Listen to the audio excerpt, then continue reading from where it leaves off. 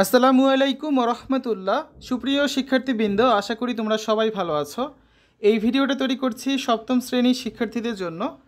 2024 সালের সপ্তম শ্রেণী জীবন ও জীবিকা বইয়ের ষষ্ঠ অধ্যায় 10 মিলে করি কাজ এর চতুর্থ পর্বে আজকে আমরা দেখব 103, 104 এবং 105 পৃষ্ঠার দলগত কাজের সমাধান। শিক্ষার্থীরা, তোমরা যারা এখনও অন্যান্য বিষয়ের ভিডিওগুলো দেখোনি তারা আমাদের চ্যানেলের প্লেলিস্ট অপশন থেকে ঘুরে আসতে পারো। সেখানে তোমরা সপ্তম শ্রেণীর বাংলা, ইংরেজি, গণিত, বিজ্ঞান, ইতিহাস ও সামাজিক বিজ্ঞান, ডিজিটাল প্রযুক্তি, জীবন ও জীবিকা, স্বাস্থ্য সুরক্ষা, ইসলাম শিক্ষা এবং শিল্প ও সংস্কৃতি প্রত্যেকটা বিষয়ের জন্য আলাদা আলাদা করে প্লেলিস্ট পেয়ে যাচ্ছ। এখান থেকে তোমাদের যার যে বিষয়ের ভিডিও দরকার খুব সহজেই তোমরা দেখে নিতে পারবে। আজকে আমরা এই দলগত কাজটি করব।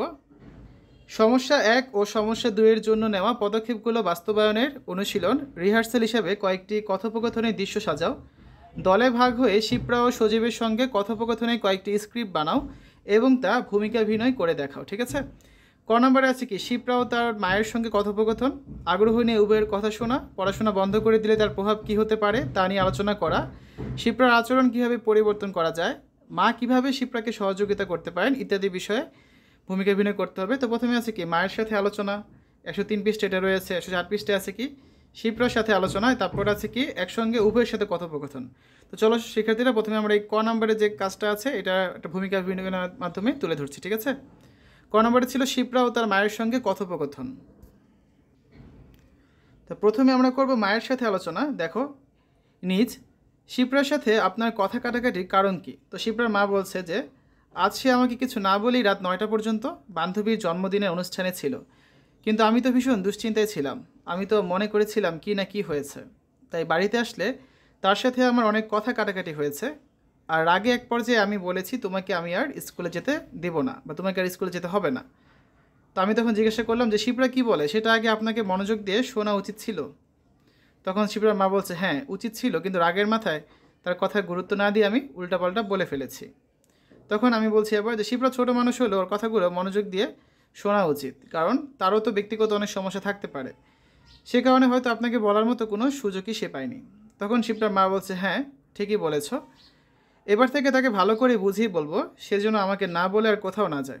এখন থেকে তার কথাগুলো মনোযোগ দিয়ে শুনবো এবং তার কথার মূল্যায়নও করব। এইগুলো শিপ্রার মার সাথে আলোচনা। এবার হচ্ছে আমরা 104 পৃষ্ঠায় যে ছকটা আছে শিপ্রার সাথে আলোচনা, এটা আমরা করব। তো আমি শিপ্রাকে জিজ্ঞাসা করছি যে শিপ্রা, আজকে তোমার মায়ের সাথে কথা কাটাকাটি হয়েছে? তখন শিপ্রা বলছে হ্যাঁ আজ আমার মায়ের সাথে ভুল বোঝাবুঝির কারণে কথা কাটাকাটি হয়েছে। তখন আমি বললাম যে শুনলাম তুমি নাকি পড়াশোনা আর করবে না। তখন শিপ্রা বলছে হ্যাঁ ঠিকই শুনেছ, আমি আর পড়াশোনা করব না, এমনকি বান্ধবীদের সাথেও আর যোগাযোগ করব না। তখন আমি বললাম যে পড়াশোনা ছাড়া তোমার স্বপ্নগুলো কীভাবে পূরণ করবে? তুমি তো আমাকে বলেছিলে বড় হয়ে তুমি ডাক্তার হবে, গরিব ও অসহায় লোকদেরকে সেবা করবে ও বিপদে তাদের পাশে দাঁড়াবে। তোমার এই মহৎ স্বপ্ন পূরণ করতে হলে তোমাকে পড়াশোনা চালিয়ে যেতে হবে, আর জীবনে চলার পথে বন্ধুবান্ধবীরও প্রয়োজন আছে। তাই তোমার উচিত হবে পড়াশোনা ও বন্ধুবান্ধবীর সাথে সুসম্পর্ক বজায় রাখা। তখন শিপ্রা বলছে হ্যাঁ তুমি তো ঠিকই বলেছ, এখন থেকে আমার সব স্বপ্ন পূরণের জন্য আমি পড়াশোনা চালিয়ে যাব এবং বন্ধুবান্ধবীদের সাথে যোগাযোগ করব। এবার আমরা দেখব শিপ্রা এবং শিপ্রা মা একসঙ্গে উভয়ের সাথে আমার আলোচনা কেমন হতে পারে। তো আমি বললাম যে শিপ্রা, তুমিও তোমার মায়ের মধ্যে কথা কাটাকাটি কেন হয়েছে? তখন শিপ্রা এবং তার মা বলছে যে শিপ্রা গত পরশু স্কুল থেকে বাসায় না ফিরে তার বান্ধবীর জন্মদিনের অনুষ্ঠানে চলে যায়। মা তার জন্য অপেক্ষা করতে করতে একসময় অস্থির হয়ে ওঠেন। শিপ্রা রাত 9টায় বাড়ি ফিরে এলে মায়ের সঙ্গে অনেক কথা কাটাকাটি হয়। কথা কাটাকাটির এক পর্যায়ে মা খেপে গিয়ে সিদ্ধান্ত নেন তিনি শিপ্রাকে আর স্কুলে যেতে দেবেন না। শিপ্রাও খেপে গিয়ে বলে সে আর কোনো দিন স্কুলে যাবে না, বান্ধবীদের সাথে কোনো যোগাযোগও আর রাখবে না। তখন আমি বললাম যে আপনার উচিত ছিল মনোযোগ সহকারে শিপ্রার কথা শোনা, তার সাথে ভালো ব্যবহার ও তাকে বুঝিয়ে বলা।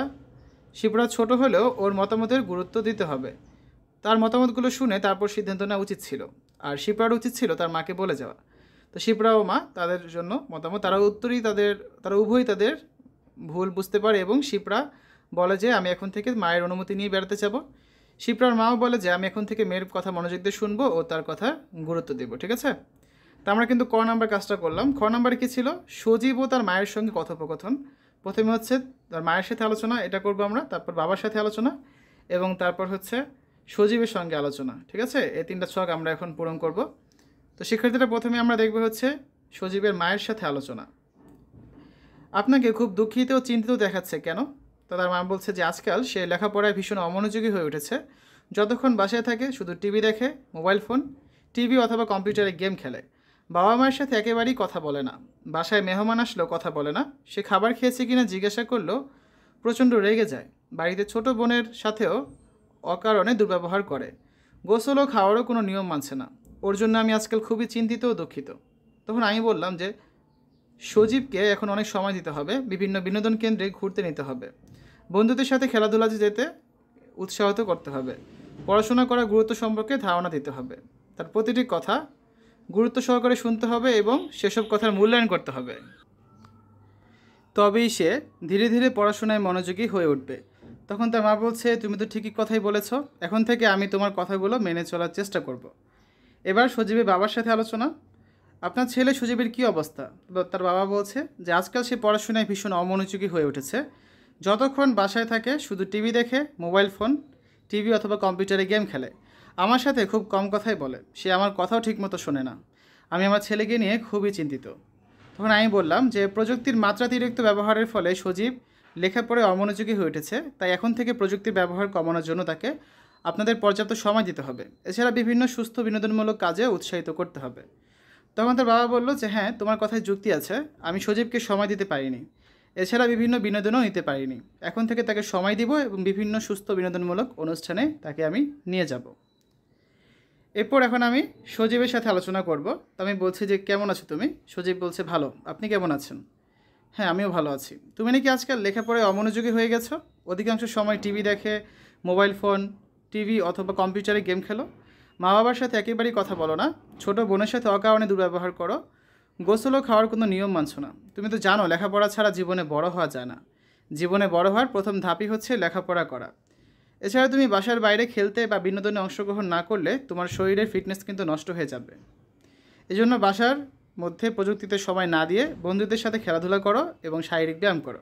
তো সজীব বলছে হ্যাঁ, আপনি ঠিকই বলেছেন। আমি ইদানিং প্রযুক্তিতে আসক্ত হয়ে পড়েছি।